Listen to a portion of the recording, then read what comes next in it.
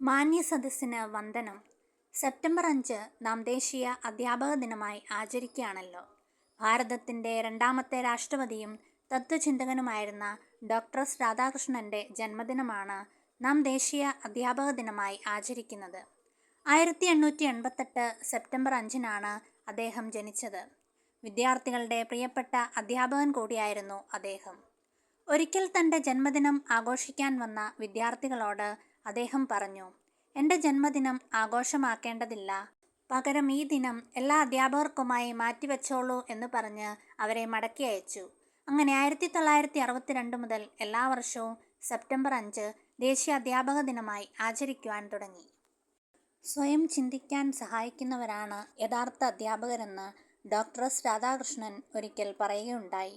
അതെ, സ്വതന്ത്രമായ ചിന്തകളാണല്ലോ ഒരു വ്യക്തിയെ വിശാലമായ ലോകത്തിലേക്ക് ഇറങ്ങിച്ചെല്ലാൻ പ്രാപ്തനാക്കുന്നത്. ഒരു വിദ്യാർത്ഥിക്ക് കിട്ടാവുന്ന ഏറ്റവും വലിയ പാഠപുസ്തകം ഒരു നല്ല അധ്യാപകനാണെന്ന് നമ്മുടെ രാഷ്ട്രപിതാവായ ഗാന്ധിജി പറയുന്നു. എത്ര പാഠഭാഗങ്ങൾ നാം പഠിച്ചാലും ഒരു അധ്യാപകൻ നമുക്ക് ചൊല്ലിത്തരുന്ന ജീവിത പാഠങ്ങളാണ് ഓരോ വിദ്യാർത്ഥിയുടെയും പിൽക്കാല ജീവിതത്തിൽ മുതൽക്കൂട്ടാവുന്നത്. ലോകത്തെ മാറ്റിമറിക്കാൻ നിങ്ങളുടെ കൈവശമുള്ള ഏറ്റവും ശക്തമായ ആയുധമാണ് വിദ്യാഭ്യാസമെന്ന് ദക്ഷിണാഫ്രിക്കയുടെ മനുഷ്യാവകാശ പോരാളിയായ നെൽസൺ മണ്ടേല നമ്മെ ഓർമ്മിപ്പിക്കുന്നു. അക്ഷരങ്ങളുടെ ലോകത്തേക്ക് നമ്മെ കൈപിടിച്ചു നടത്തിയ എല്ലാ പ്രിയപ്പെട്ട അധ്യാപകരെയും ഈ ദിനത്തിൽ നമുക്ക് ഓർമ്മിക്കാം.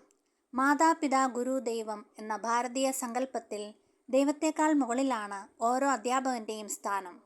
നാം ഇന്ന് കാണുന്ന ഈ നിലയിലേക്ക് നമ്മെ കൈപിടിച്ചുയർത്തിയ നമ്മുടെ പ്രിയ അധ്യാപകരെ നമുക്ക് ഹൃദയത്തോടെ ചേർത്ത് നിർത്താം. എൻ്റെ എല്ലാ ഗുരുക്കന്മാർക്കും അധ്യാപക ദിന മംഗളങ്ങൾ നേരുന്നു. ജയ് ഹിന്ദ്.